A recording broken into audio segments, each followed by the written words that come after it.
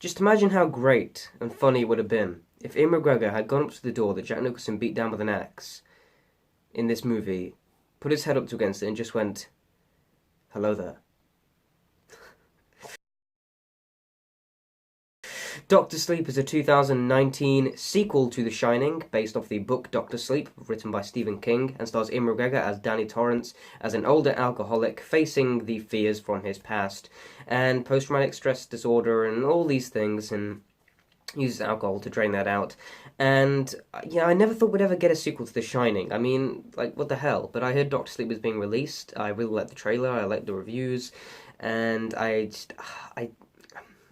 seen it now, and I now can forge an opinion on this movie because I really liked it. And saying that they actually made a sequel to The Shining that was actually a worthy sequel, like, this was a good sequel. Of course, it's not going to be as good as The Shining. Like, that's one of the best films of all time. That movie's a masterpiece. It's the best horror movie ever made.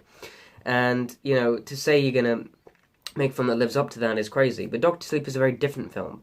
It's a very different sort of horror movie than The Shining. The Shining is a very condensed thriller in this one hotel, and it's really about the breakdown of a family and crazy people, but it's also got all the hauntings and everything like that, and all the crazy crap in there that we all remember. And Doctor Sleep is a very, very different movie than The Shining. It's more of a drama.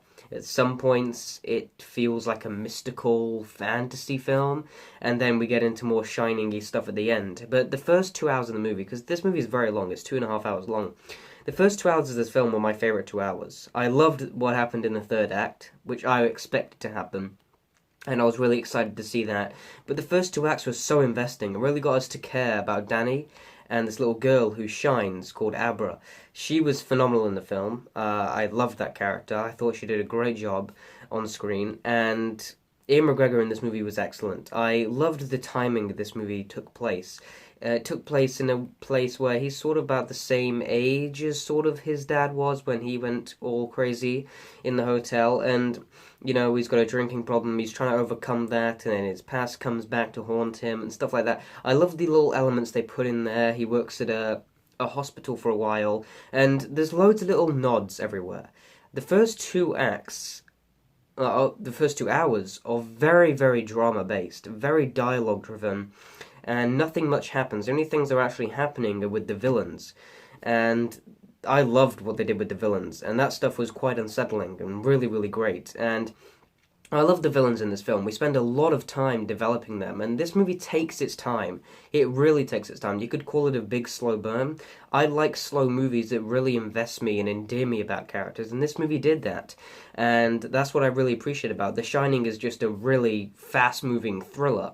This isn't. This is a slow burn character piece about this guy, and I really appreciate that. But what it does with the villains as well is amazing. Rebecca Ferguson is excellent as the main villain, but also all the side villains had something to them. You actually understood why they're doing what they're doing, even though what they're doing is absolutely horrific. You understand exactly why they're doing. The movie has a time jump, and in that time jump, that's where I really got invested, and it was a very oddly paced film. Not to say it was rocky, the movie just flowed perfectly. For a movie as long as it is, there was really never a dull moment, even though the first 2 hours of it, nothing really is happening. But it's never dull. It's strange. It's a really well shot movie. It's a very dark film with not much colour, like The Shining was. The Shining was a very colourful and eccentric movie. This definitely isn't that, and it's a very dark, depressing film. And I really appreciated that from this movie. It was a very different film than The Shining. It wasn't just a copy and paste sequel. It was a completely different sort of movie, but it does rely on The Shining as its predecessor to tell this one story. Without that film, this movie doesn't have the impact that it does, because there's certain nods you notice. I loved how when he worked in the hospital room, and the numbers on the hospital doors were the same numbers as the hotel room door. Hotel room numbers. That was really excellent. I loved the way the shine is used, because it's a superpower. It's not used that much actually in The Shining, which is weird because it's the title of the movie. It's what it's about. That is really about the dad going crazy. It's just told in the perspective of the son who's got this power. But this movie really focuses on the superpower that these people have, and it uses that with the villains and the good guys. And yeah, it can feel like a superhero movie at some points, but I like the way this movie is done. It's sort of like an Unbreakable sort of superhero film. It reminds me a lot of that, and I found that fascinating. I love what the hell Danny does with these powers. He helps people with them. He helps people out in their situations. He helps himself out with them, and I love that. And I love him coming to fruition with his past and sort of focusing all that. But also when we get into the third act, it's awesome. It really is, and we get a lot of harking backs. It does rely a lot on loving The Shining and wanting that and loving that film and wanting this movie to really be like that.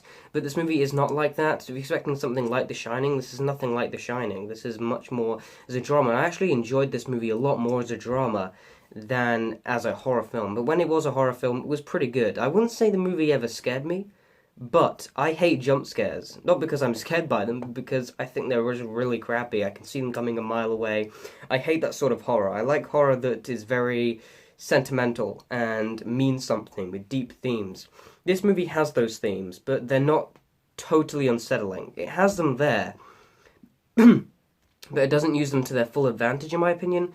I just feel that the movie could have been a lot more tense in the final act. I loved the final act. I thought it was really cool what they do, which I expected and I was waiting for it because it was in the trailers. But I mean, I wish it was more tense. It never felt exhilarating. It never felt like I was typefist or I cared about the characters in the situation, which is always great, and that's good. I just wanted it to be more tense, and I wish it really delved into the themes of this movie more, because they're very subtle, and I wish it really put them in there fully to make it more unsettling.